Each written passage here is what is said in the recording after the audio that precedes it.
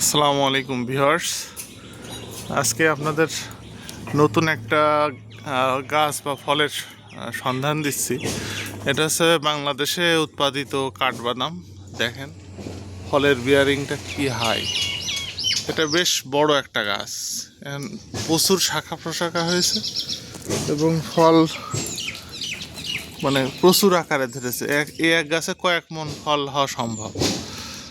তো আমি ব্যক্তিগতভাবে ফল ভেঙে খেয়ে দেখেছি। ফলের স্বাদ এই বিদেশি যে অ্যালমন্ডটা পাওয়া যায়, আলমন্ড বলে, ওইটার সমমান, আর এবং এটার সাইজও অলমোস্ট সেম। তো বাংলাদেশে এখন এটা সরকার বিভিন্ন হর্টিকালচারে এগুলো পাওয়া যাচ্ছে। চাইলে যে কেউ বাসাবাড়িতে একটা গাছ লাগাতে পারেন। এটা কক্সবাজার বা বিভিন্ন এরিয়াতে এটা কমার্শিয়ালি চাষ হচ্ছে। প্রচুর ধরেছে ফল। এই যে বাদাম কাছ থেকে দেখাচ্ছি, এই যে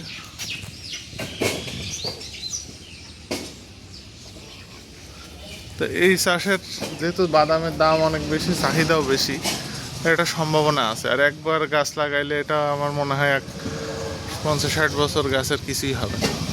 আর গাছ যত বড় হবে ফলন তত বাড়তে থাকবে। তো এটা একটা সম্ভাবনাময় এগ্রিকালচার হচ্ছে সামনে, যদিও এখনও খুব বেশি এটা বাড়িনি। তো গাছ কিন্তু মোটামুটি খেয়াল করলে পাবেন, আশপাশে খুঁজলেই পাবেন।